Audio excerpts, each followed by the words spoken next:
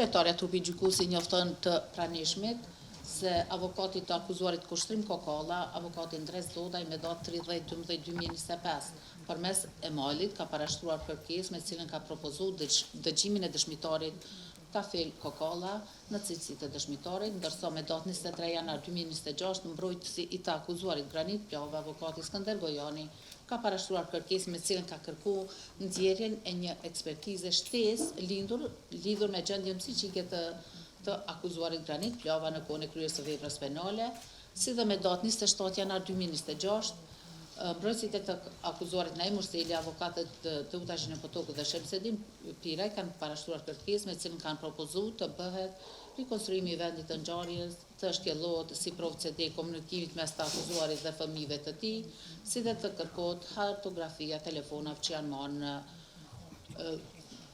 në ditën kritike.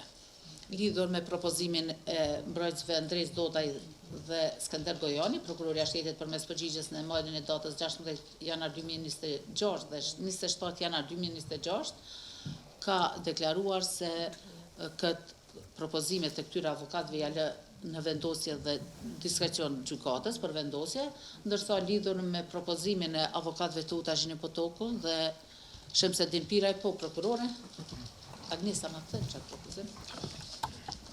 Apo të vjen. Okej. Nëse Nema potrebe Agnesi, se di slobodno. A da vam vrati?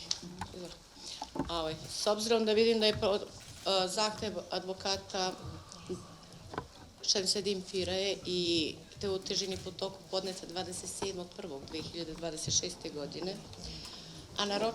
Ndërsa në seancën e mbajtur Sa i përket propozimit të mbrojtësit të akuzuarit Naim Murseli, Prokuroria e Shtetit deklaron e shoh që mbrojtësit e të akuzuarit Naim Murseli kanë parashtruar ka paraqitur propozim për rroba shtet me datë 27 janar 2026, ndërsa në seancën e mbajtur me 22/12/2025, gjykata të gjitha palëve ju ka dhënë mundësinë që propozimin për nxjerrjen e provave të reja t'i dorëzojnë deri me datën 9 janar 2026. Konsideroj që ky propozim është i dorëzuar jashtë afatit ligjor dhe që nuk është respektuar udhëzimi i gjykatës dhe i njëjti nuk duhet të pranohet. Faleminderit. Faleminderit prokurore Lautrim, a mbështetni prokurorën e Shtetit? Atëherë, po, kryetare, përkundër që nuk i kam shkresat disponim për me mujt me i trajtu në kuptim të përmbajtjes,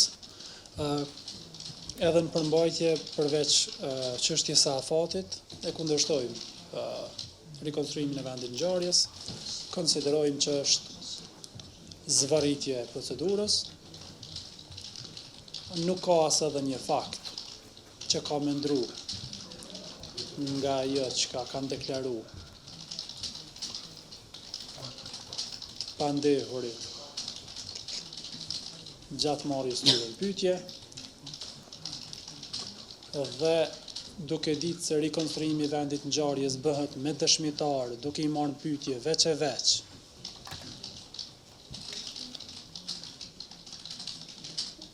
tashmë është fakt notor se aty dëshmitar nuk kemi pas.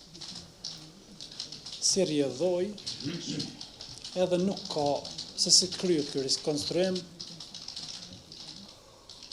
për të vërtetuar një gjendje tjetër faktike. Faleminderit, avokat. Kurse në lidhje me propozimet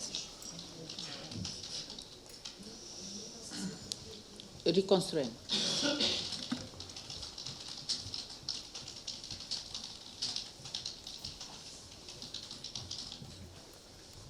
e mbrojtësve të akuzuarve Granit dhe Kushtrim,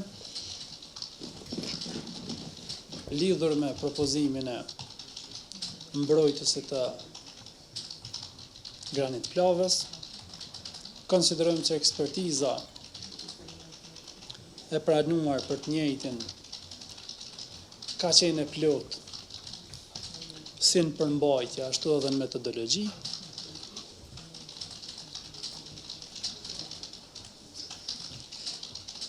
Si rrjedhoj edhe konsiderojmë që duhet refuzohet ky propozim, pasi që është edhe në kundërshtim me parimin e efikasitetit dhe ekonomizimit, dhe nuk di se çka ka me vërtetu më tepër se ekspertiza e parë. Kurse në raport me propozimin e avokatit Drejt Dodaj, të të akuzuarit Kushtrim Kokalla, konsiderojmë se secili dëshmitar që mund të na sqaroj më shumë lidhje me këtë çështje është në interes edhe tonin, edhe të gjithë pranishve këto, posaçërisht trupit gjykues, për me vërtetuar në mënyrë të plotë dhe drejt gjendjen faktike, kështu që nuk e kundërshtojmë. Faleminderit, Ju avokat. faleminderit.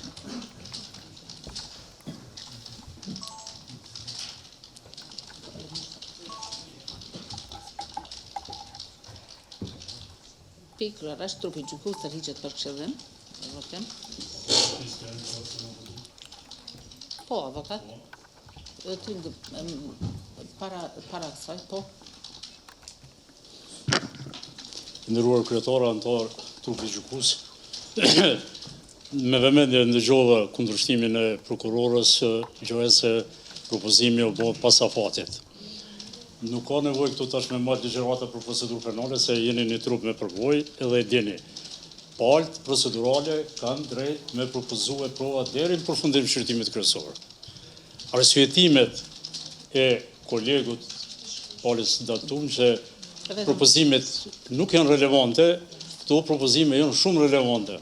Ne e dim që dëshmitar në vendin e ngjarjes nuk ka pas.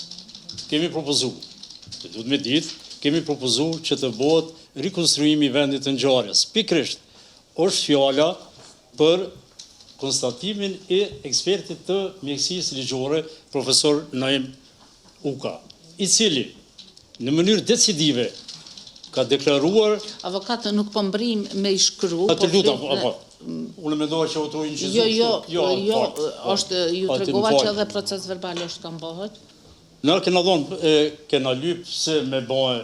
E keni dhënë arsyetimin avokat në kena dhënë arsyetimin, jo. Çështja e dytë, komunikimi me telefon. Avokat e keni dhënë E kena dhënë. arsye. Domethënë, afashmëria këtu nuk vjen shprehje. Okej. Vetëm vetë afashmëria. Se edhe me refuzuju këtë propozim, da përsëri do ta propozoj. Trupi gjykues tërhiqet për këshillim. Atë trupi gjykues pas këshillimit dhe votimit merr akt vendim.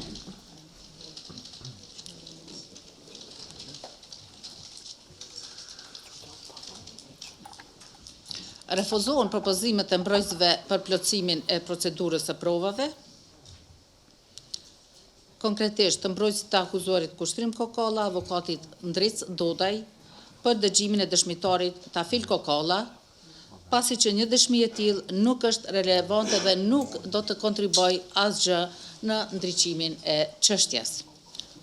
Në 2-3, apo po, refuzohet propozimi i mbrojtësit të akuzuarit Granit Pllava, avokati Skënder Gojani për nxjerrjen e ekspertizës plotësuese psikiatrike, pas që gjykata konsideron se një propozim i tillë është i pabazuar, i pambështetur në prova konkrete, pas që të njëjtën i është bërë një ekspertizë psikiatrike ku mbrojtësi nuk ka pasur vërejtje në këtë ekspertizë, gjithashtu në këtë sallë ka qenë prezent eksperti dhe mbrojtësi dhe i akuzuari kanë parashtruar pyetje dhe kjo çështje ka mund të trajtohet edhe me këto pretendime. Do të thonë lidhur me këto pretendime, mbrojtja ka parashtruar pyetje ekspertit të psikiatrisë.